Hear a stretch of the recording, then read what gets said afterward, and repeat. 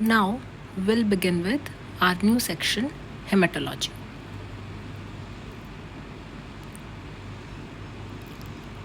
There are several competencies in hematology. First one is composition and functions of blood, then plasma proteins, hemoglobin, red blood cells, anemias and jaundice, white blood cells, platelets, hemostasis along with the bleeding and clotting disorders, blood grouping, blood banking and blood transfusion, and last but not the least is immunity.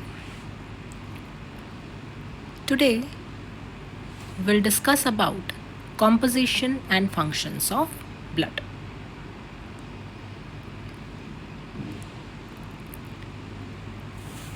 Blood is composed of cellular elements that comprise 45%, and these are suspended in a protein rich fluid media, plasma, rest of the 55%.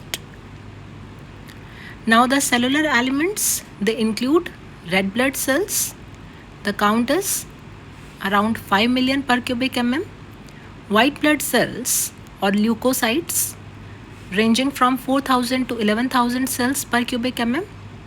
Platelets or thrombocytes 1.5 to 4 lakh per cubic mm. This is a representation of several components of blood. As you can see, plasma composed of water, proteins and other solutes, organic and inorganic, and cellular elements or formed elements, red blood cells, white blood cells and platelets. White blood cells, these are again subclassified into agranulocytes and granulocytes. As the name suggests, agranulocytes, the cells that lack granules. They include lymphocytes and monocytes. Granulocytes, these are neutrophils, eosinophils and basophils. These are the types of blood cells. Here functions are also described in brief. Red blood cells mainly involved in oxygen and carbon dioxide exchange. Platelets help in blood clotting. White blood cells, they fight against infections. So they provide immunity to human body. pH of blood is around 7.4. Specific gravity ranges from 1.055 to 1.060 and total volume of blood is 5 liters. On addition of anticoagulants and centrifuging the blood, red blood cells, they tend to settle down because of their higher specific gravity, leaving the cell-free plasma on the top. Because its specific gravity is lesser than the specific gravity of RBCs. The middle portion is called as buffy coat, which is composed of WBCs and platelets mainly. The same can be seen in this diagram. Uppermost portion, it has plasma. A layer of buffy coat is there, and at the bottom there is presence of red blood cells.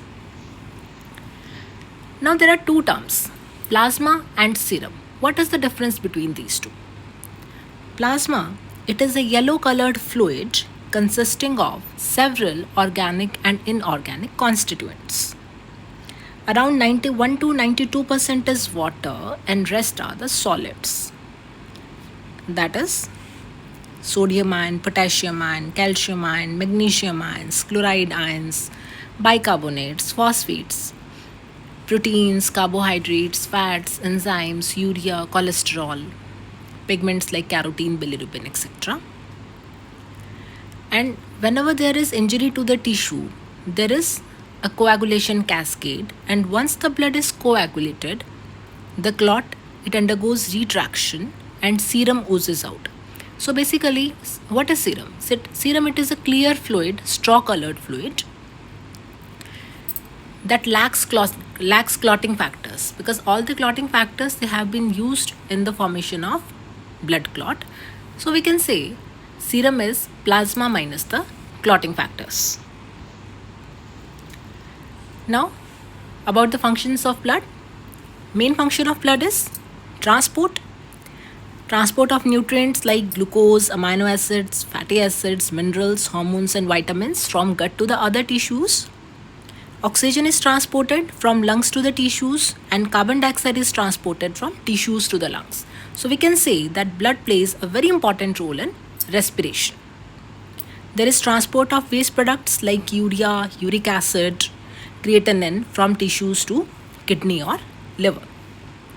Now, blood plays a significant role in the maintenance of glucose homeostasis or glucose balance in the body. Another important function of blood is its buffer action. It maintains the pH within the physiological limit. Several buffers are there in blood, such as hemoglobin, proteins, bicarbonate buffer, which play a very, very important role in the maintenance of acid-base balance. Now, blood protects the body against blood loss in case of injuries by formation of blood clot. If any tissue gets injured, at the site of injury, there is formation of blood clot with the help of platelets and clotting factors. It provides immunity to the body, again a function of WBCs, so it helps in protection of the body against infections.